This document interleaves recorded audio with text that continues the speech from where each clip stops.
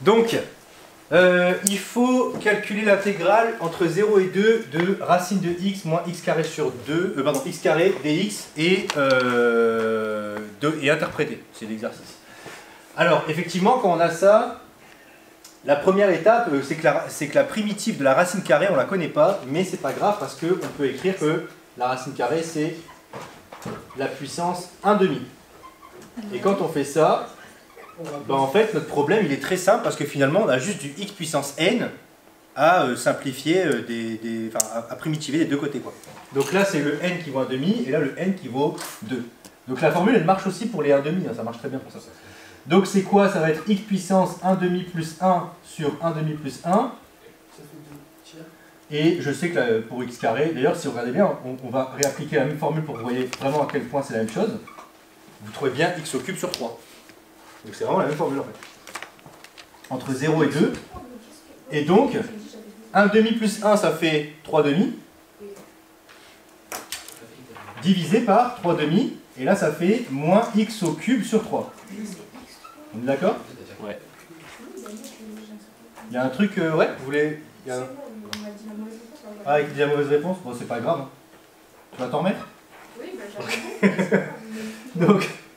donc ici, quand vous avez trouvé ça, bah, vous remplacez en 2 et en 0. Vous faites f de 2 moins f de 0. Alors, du coup, vous êtes d'accord avec moi que je ne vais pas calculer 0 parce que ça va faire 0. On est d'accord? Si je remplace par 0 là et par 0 là, ça va faire 0. Donc, j'ai juste à calculer en 2 finalement. Donc, ça va me donner 2 à la puissance 3/2 sur 3/2 moins 2 au cube sur 3. Ça fait quoi 2 à la puissance 3/2? Alors, au passage, regardez. Alors, ouais, alors pourquoi ça fait 2 racines de 2? Calculatrice? Ouais, regardez, je vous montre pourquoi. Un truc intéressant. Posez vos stylos, regardez pourquoi c'est important. X à la puissance 3/2. Pourquoi x à la puissance 3/2, ça fait x fois racine de x? Parce que x puissance 3/2, vous êtes d'accord avec moi que c'est x puissance 1 plus 1/2. Je le sais parce que je l'ai écrit là.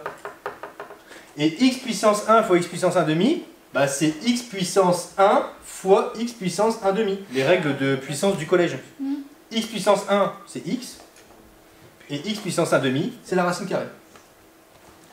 Donc si vous avez un nombre à la puissance 3/2, en fait, c'est ce nombre fois sa racine carrée. Donc ici, 2 puissance 3/2, c'est 2 racines de 2. Ok?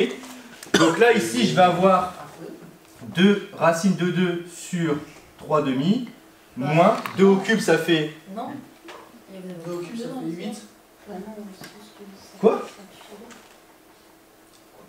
Si, c'est ça. Bah, moi, je suis sûr, en tout cas. Ah, ok. C'est parce que j'ai pas encore simplifié, peut-être. Et 8 sur 3, c'est ça? Ouais.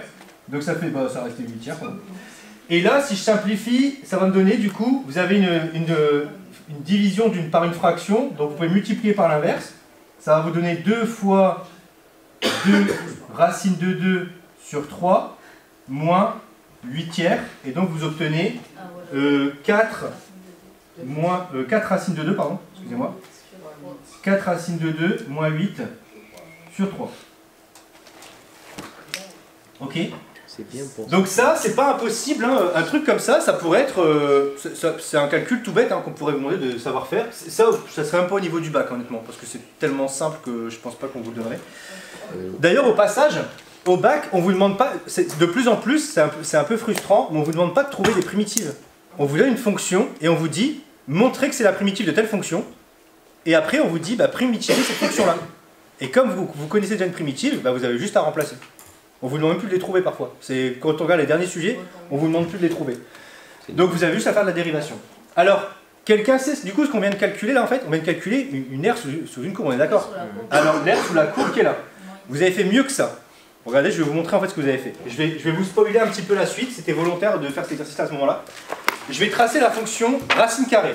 Comment on trace la fonction racine carrée? Bah, racine de 0, ça fait 0. Racine de 1, je crois pas, non. Oula. Racine de 1, ça fait 1. Racine de 1, ça fait 1. Racine de 2, bon, je sais pas trop. Racine de 3, je sais pas trop. Racine de 4, ça fait 2. Racine de 4, ça fait 2. Donc je sais qu'en 4, ça passe ici. Et donc normalement, si vous n'êtes pas trop mauvais ou mauvaise, une racine carrée, ça ressemble à ça. D'accord? Ça, c'est la racine carrée. C'est probable. Comment on trace x carré?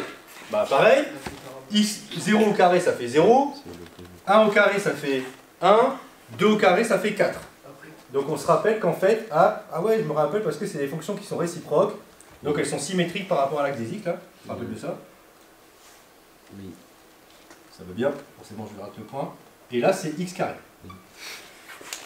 En fait, j'ai tracé donc la fonction x carré racine de x séparément, alors qu'elles sont dans la même intégrale. Pourquoi? Parce que je vous spoil la suite. En fait, ce qu'on vient de faire là, c'est hyper intéressant, c'est qu'en gros, on a une relation qui s'appelle la linéarité de l'intégrale. Donc je vais effacer le petit morceau qui est là.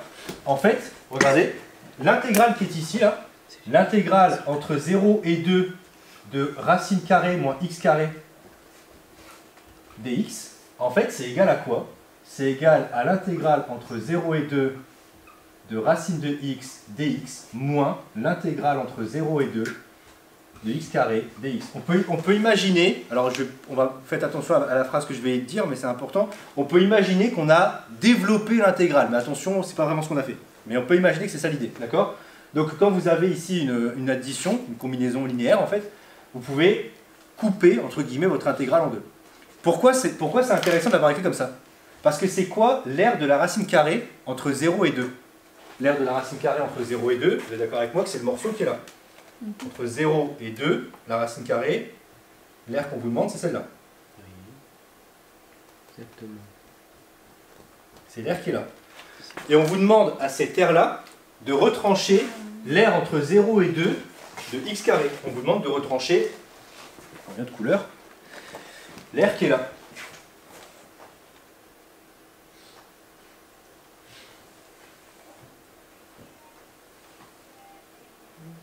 Alors je sais que pour le coup ça paraît pas très clair, ce que je suis en train de faire. Alors c'est parce que on vous demande de retirer l'aire qui est là. Alors c'est parce que dans le problème, vu que j'ai fait un graphe trop grand, dans le problème que je vous ai donné, j'ai modifié la borne qui est ici. J'ai modifié la borne qui est là. Je suis allé jusque là. Dans le problème c'était ici. Si je m'étais arrêté ici là, regardez, je vais faire un petit carré pour vous voyez un petit peu. Si je m'étais arrêté là, Et oui. C'est tellement beau. si je m'étais arrêté là, si vous faites l'air en vert moins l'air en bleu, c'est quoi l'air qui vous reste? Le petit œil là. Le petit œil, exactement. C'est le truc qui est là. Oh, incroyable. Donc en fait, c'est parfois ce qu'on peut appeler une espèce de lunule. Alors pas vraiment lunule, je triche un peu quand je dis ça. Mais vous voyez, c'est des formes un peu étonnantes comme ça, qu'on peut tracer en termes d'intégrales. Donc en fait, ce qu'il faut comprendre avec les intégrales, c'est que vous pouvez calculer des aires de pratiquement n'importe quelle forme. Il suffit juste que vous trouviez les fonctions qui fonctionnent pour avoir certaines formes en faisant des soustractions, des additions, ce que vous voulez tout. Et là, regardez, une espèce de petit truc là, entre 0 et 1, qui pourrait effectivement s'apparenter à une amande ou un œil, un truc comme ça, ben on peut avoir son aire. Et pour l'avoir, c'est facile. Hein. Vous reprenez le truc qui est là, c'est la même fonction, hein, mais vous mettez des 1 ici. D'accord? D'ailleurs, si vous mettez des 1, ça doit très vite hein, ce que ça va donner. D'accord? Ça va donner, du coup, là, si vous mettez un 1, ça fera un 1 ici, un 1 ici, un 1 ici. Vous allez avoir 2 tiers moins 1 tiers, et 2 tiers moins 1 tiers, ça fait un tiers. Waouh. Donc l'air qui est là fait un tiers. Non mais je sais pas si vous vous rendez compte, hein, c'est que, regardez, le carré qui est là, le carré qui est là c'est un carré de côté 1, et apparemment l'air qui est à l'intérieur fait un tiers. Tiens, carré. Est-ce que c'est facile à voir? Enfin, honnêtement, moi je trouve pas ça très facile à voir, mais apparemment ça fait un tiers de ce qu'il y a ici. Ok? Mais c'est ouf. Donc c'est assez fou, mais enfin, les mathématiques là vous disent que c'est exactement un tiers. En gros, c'est le petit œil ou cette petite amande, elle fait c'est comme si on coupait C'est un œil. le carré en trois. Exactement.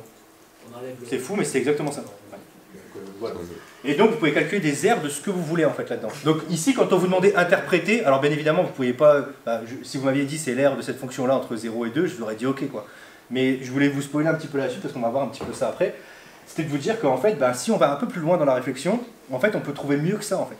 En dessinant vraiment les deux fonctions à l'intérieur séparées là, on peut faire mieux que ça en termes d'interprétation, on peut interpréter des formes qui sont encore plus belles que d'aller juste interpréter une aire sous une courbe. Ok? Bon, super.